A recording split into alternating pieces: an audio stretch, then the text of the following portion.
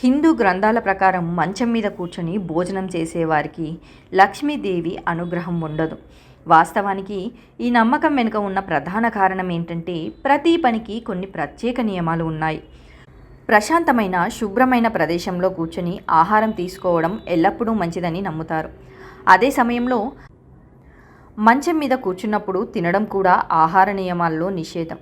మంచం మీద కూర్చొని భోజనం చేయడం గ్రంథాలలో ఎందుకు నిషేధించబడిందో, అలా తినడం వల్ల నష్టాలు ఏమిటో తెలుసుకుందాం. మన పూర్వీకులు వంటగదిలో కూర్చొని ఆహారం తినేవారు. ఎందుకంటే వంటగదిలో వేడి ఆహారాన్ని తినడం వల్ల పూర్తి ఆరోగ్య ప్రయోజనాలు పొందుతారని నమ్మకం. నిజానికి వంటగదిలో మనం నేలపై కూర్చొని ఆహారాన్ని తినవచ్చు. ఇది ఆహారం బాగా జీర్ణం కావడానికి, ఆరోగ్యంగా ఉండడానికి సహాయపడుతుంది. వంటగదిలో కూర్చొని భోజనం చేయడం కూడా రాహువును ప్రసన్నం చేసుకోవడానికి సహాయపడుతుంది. అందుకే తినడానికి ఉత్తమమైన ప్రదేశం వంటగది అని చెబుతుంటారు. జ్యోతిష్యం శాస్త్రాల ప్రకారం మనం ఎల్లప్పుడూ ఆహారానికి గౌరవం ఇవ్వాలి.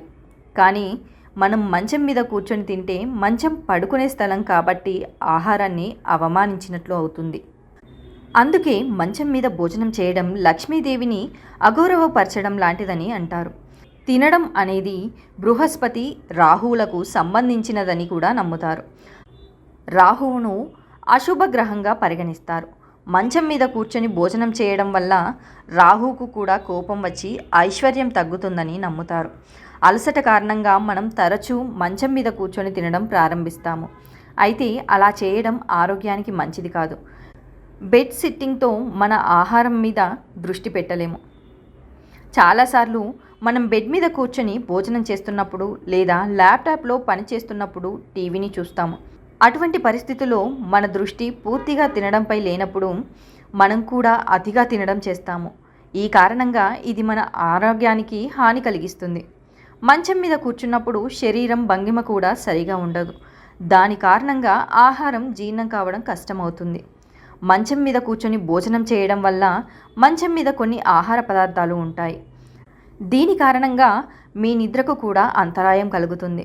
మీరు భోజనం చేస్తున్నప్పుడు కొన్ని ఆహార పదార్థాలను మంచంపై పడవేస్తే అది మీ నిద్రకు భంగం కలిగించే క్రిములను మంచం మీదికి వచ్చేలా చేస్తుంది.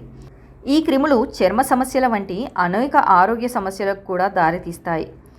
ఈ కారణాలన్నీ అనేక ఆరోగ్య సమస్యలకు దారితీస్తాయి. వాస్తుశాస్త్రం అంటే ఇంట్లో చేసే పనులన్నింటిలో మంచి చెడులు చెప్పే శాస్త్రం. వాస్తుశాస్త్రంలో ఇంటి నిర్మాణం నుండి ఇంట్లో అమర్చే వస్తువుల వరకు అన్నింటి సమాచారాన్ని అందిస్తుంది. మనం ఇంట్లో ఏ దిశలో కూర్చోవాలి, ఏ దిశలో కూర్చొని ఏ దిక్కున చూస్తూ ఆహారం తినాలో కూడా చెబుతుంది. వాస్తుశాస్త్రంలో ప్రకృతి నియమాలు, నిర్దిష్ట దిశలు నిర్దేశించబడతాయి. తినేటప్పుడు మన జీవితాన్ని ప్రతికూలంగా ప్రభావితం చేసే పొరపాటు, అవగాహన రాహిత్యం కారణంగా మనం కొన్ని తప్పులు చేస్తుంటాం. అలాంటి చిన్న చిన్న తప్పులే మన జీవితాన్ని ప్రతికూలంగా ప్రభావితం చేస్తాయి. ఆ సమయంలో మనం తీసుకోవాల్సిన జాగ్రత్తలేంటో చూద్దాం. దక్షిణ దిక్కుకు ముఖం పెట్టి ఆహారాన్ని తినకూడదు. తినే సమయంలో మీరు ఏ దిక్కున కూర్చుంటున్నారో చూసుకోండి, లేదంటే మీ ఆరోగ్యం పాడవుతుంది. వాస్తు నియమాల ప్రకారం దక్షిణ దిక్కును చూస్తూ ఆహారం తినకూడదని చెబుతారు.